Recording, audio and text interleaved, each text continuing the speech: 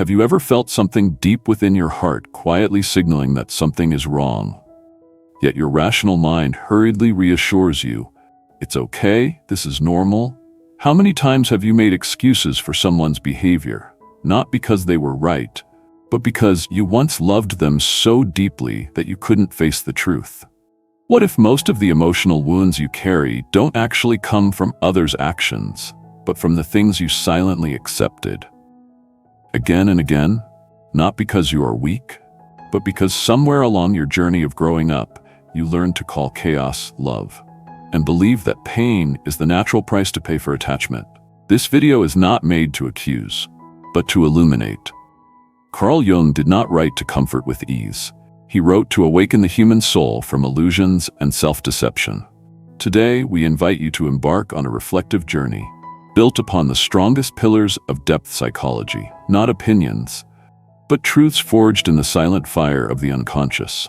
Jung once said, "What is not brought into the light of consciousness will continue to govern our lives, and we will call it destiny."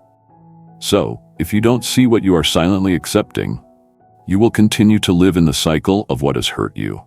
In this video, we will explore 10 behaviors that, according to Jung's profound spiritual intuition and deep wisdom, he would never advise you to endure. This is not just a list, it is a mirror, and perhaps, just perhaps, this is the silent call you never realized you needed. Before we begin, don't forget to subscribe to the Mind and Meaning channel to continue receiving content that nurtures your journey of inner awakening and spiritual growth. Now, let's get started. 1. When manipulation takes the face of love. There are relationships that are neither violent nor loud, with no insults spoken. Yet quietly, they make you doubt yourself. Every time you express a legitimate need, you are made to feel guilty. Setting boundaries is seen as an act of selfishness. When you must choose between loyalty and honesty with yourself, then it is no longer love. It is control disguised as care. Carl Jung once wrote, "When the truth of the soul is denied, it does not disappear. It becomes pathological." And that pathology begins subtly, with you sacrificing your personal identity to hold on to a fragile connection. Over time, this pattern erodes the trust you have in yourself. You begin to believe that your emotions are overly sensitive. You think boundaries are a nuisance rather than an expression of self-respect. The more you live within this subtle manipulation, the further you drift from your inner truth. You lose your inner voice and the courage to protect it. Emotional manipulation is not crude. It is sweet. It does not attack you directly. It redefines your instincts. It makes you associate love with insecurity and conditions you to believe that to be loved, you must endure. And when this happens, the soul begins to crack. Not because someone else hurt you, but because you silently gave yourself up to remain. 2. When contempt disguises itself as truth. There is a form of cruelty that does not shout or rage. It simply declares, "I'm just being honest." But behind this seemingly straightforward language lies a blade wrapped in reason, sharp, cold, and penetrating deeply into one's self-esteem. Carl Jung emphasized, the human soul does not grow through negation, but through recognition. Every individual needs to feel affirmed, not gradually worn down by judgments dressed up as the truth. True honesty does not harm. It is upheld by compassion, not by the need to control. Contempt, when repeated under the guise of sincerity, ceases to be communication. It becomes a tool of domination, a way for the speaker to stand above the listener, turning the relationship into a hierarchy. You do not grow from it. You only shrink, avoid, and gradually lose faith in your own worth. Contempt does not scream. It whispers, but often enough to erode every layer of confidence. It does not break you in a moment. It suffocates you through harsh truths repeated like a ritual. And then one day, you stop asking, "Where am I right or wrong?" and begin to wonder, "Am I even worthy?" That is the moment the soul begins to fracture. 3. When control disguises itself as love. Not every embrace is a place of refuge. Some hugs hold tight not to keep you close, but to keep you within control. When someone limits you in the name of care, they may not truly be protecting you, but rather soothing their own inner chaos. Carl Jung called this an act of the shadow, when the denied parts within themselves seek to control the outside world. True love does not build walls, it opens doors. It does not impose its own map onto another's life. but respects the journey each soul must walk alone. Yet control, when wrapped in the words "because I worry about you," often does not stem from love, but from fear. Not protection, but a reflection of an anxious soul seeking safety through domination. And ironically, those seemingly loving admonitions gradually become invisible chains, binding you away from your own potential. You no longer make choices for yourself. You begin to ask permission to be yourself. And then, ever so gently, you lose the sound of your inner voice. Control does not always shout. It whispers in every reminder, hides within every just-in-case gesture, and grows in the shrinking of your spirit. At some point, you no longer remember who you were before that love appeared. 4. When light is distorted, gaslighting, and the loss of reality. There are attacks that leave no visible wounds on the body, but silently disrupt the deepest domain of a person, their trust in their own perception. Gaslighting is not simply denial. It is the subtle art of manipulation, where the manipulator repeatedly denies your reality, until you begin to ask yourself, "Am I imagining everything?" Carl Jung once said, "Everything that irritates us about others can lead us to an understanding of ourselves." But if every time you feel upset, you are told, "You are too sensitive, you misremember," or "that never happened," then your journey back to yourself is cut off at its root. Gaslighting is a systematic distortion of the truth. It takes away the inner map inside you and replaces it with a fake map drawn by someone else, where you are always the one at fault, the unreasonable one, the one who must apologize for daring to feel something. Over time, you not only doubt your feelings, you begin to doubt your memories, then your perception, and finally, your very being. This is no longer a relationship, it is a maze, where you are led not by light, but by illusion, where truth can no longer be found inside you, but exists only through the words of others. Gaslighting does not make you angry immediately. It exhausts you silently. Because every time you speak up, you must not only defend your emotions, but also defend your right to believe in your own reality.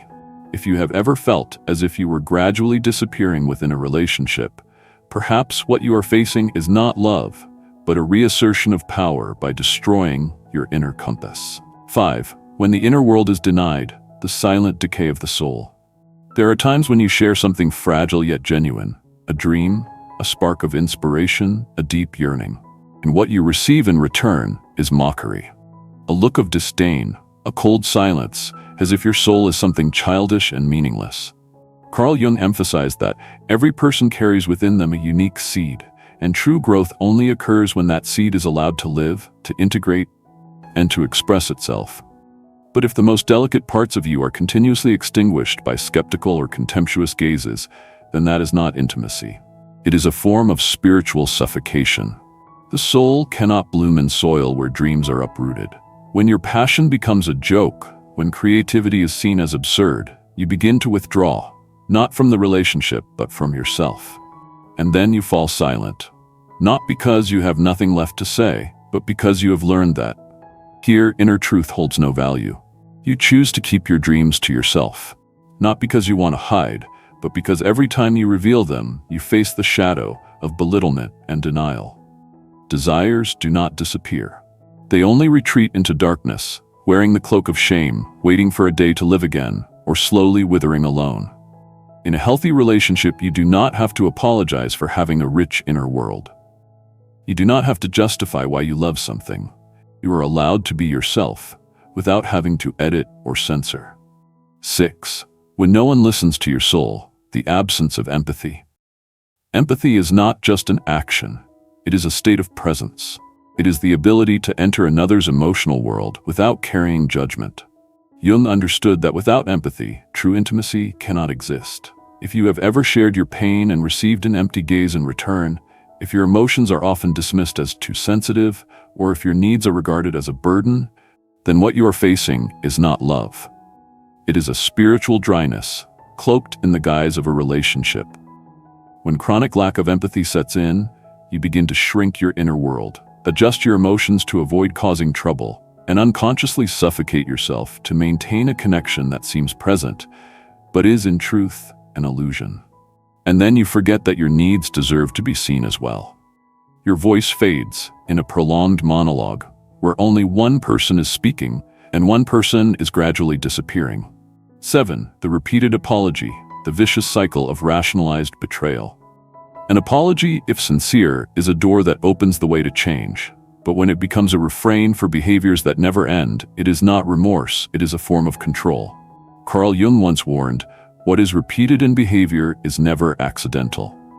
If someone hurts you in the same way, over and over again, they are not accidental. They are choosing it. A relationship where apologies replace responsibility is not attachment, but a trap. Wrapped in sweet words but hollow inside. Gradually, continual betrayal erodes your ability to discern. You no longer know what forgiveness is and what is simply overlooking your own self. You begin to confuse endurance with love and call self-betrayal devotion. 8. When independence is no longer a virtue, but a cloak for emotional withdrawal. Independence is the mark of a mature individual, but when it is used as a wall to separate, to avoid, and to evade emotional connection, it ceases to be freedom and becomes intentional alienation. If you are always the one to send the first message, always the one to heal the silences, always the one keeping the relationship breathing, then what you are holding on to is not a balanced connection. It is a silent internal bleeding. Jung would call this a disorder of the soul's energy, where one side always gives and the other only takes. A distorted ecosystem, where love is no longer a mutual flow, but the quiet depletion of someone struggling to hold on to something no longer there. True independence still leaves space for connection. It does not fear intimacy, nor avoid emotion. But when independence becomes an excuse to shirk emotional responsibility, it is a subtle form of selfish individualism. Gradually, you begin to feel satisfied with the fragments of presence, convincing yourself that you are asking too much when all you want is genuine presence. You give fully, but receive emptiness in return, and eventually, you become hollow, while the other believes they deserve everything you give, without needing to reciprocate.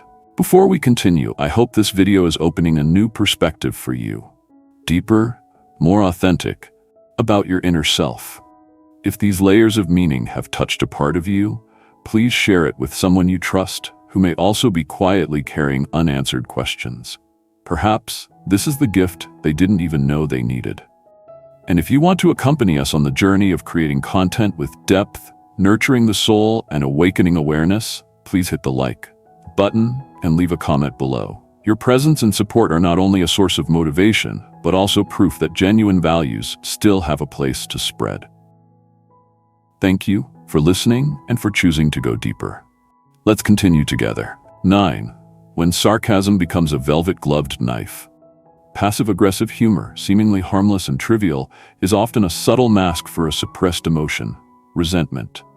Carl Jung once observed, "What is not brought to consciousness will never disappear. It is pushed into darkness, and from there it casts its shadow onto others." And sometimes sarcasm is the voice of that shadow. Jokes that sound like laughter-wrapped knives, not a sharing of joy, but a violation of dignity. You are not being accompanied in laughter, but slowly being shaped by a harm rationalized as humor. When sarcasm becomes the default language, it erodes the sense of safety in relationships. It teaches you to ignore your own feelings and trains you to accept neglect as something tolerable. Until one day, you stop defending your dignity, simply out of fear of being labeled too sensitive. Hurt, even when wrapped in laughter, remains hurt, and the soul cannot bloom in a land where its worth is mocked every day. 10. When silence is no longer a pause, but a weapon. There is a form of silent control, cold and sharp. It occurs when someone chooses to withdraw from emotional connection as a way to assert power. They are silent not because they are healing, but because they are punishing. Jung called this a retreat into the shadow. When the ego cannot face conflict and chooses withdrawal, inflicting isolation upon the other as an invisible punishment. When messages go unanswered, when looks turn cold and presence slowly fades into absence, the relationship ceases to be a safe space, becoming a battlefield where emotions are manipulated through silence. This withdrawal does not heal wounds. It only deepens the divide and turns love into an uncertain condition. You begin to doubt your own worth, gradually learning to accept invisibility as inevitable. Being left behind is no accident of emotion. It is a form of exile, where self-esteem is worn away and you slowly forget that you deserve to be heard. Carl Jung does not encourage us to be judges. He invites us to be observers of our own consciousness. To recognize what we have silently accepted is not cruelty, but the first sign of awakening. These 10 manifestations may have become part of your routine, even taking on the guise of what feels normal. But repetition does not make something right, and prevalence does not make something healthy. Every time you find reasons to justify what causes you pain, you trade the soul's intuition for the ego's safe existence. But the soul was not born to merely exist. It was born to live, to breathe. The journey of healing begins with the courage to name the truth. Not with blame or resentment, but as a sacred testimony. This is not love, this is control. This is not care, this is possession. This is not passion, this is chaos worshipped as divine. And above all, this is no longer something I need to carry. You are not weak for feeling too much. You are awakening. And sometimes, awakening is the first step for the soul to find its way back to itself. If the whispers in this video have touched your heart, please leave a trace of your presence in the comments below. You might share a reflection, a fragment of truth, or simply write, "I choose wisdom over chaos." And if you haven't subscribed yet, join us at Mind and Meaning, a space created to listen, to reflect, and to embark on a deep healing journey. Thank you for being here with all the subtle presence of your being. See you in the next videos, where the soul continues to be guided by the light of understanding.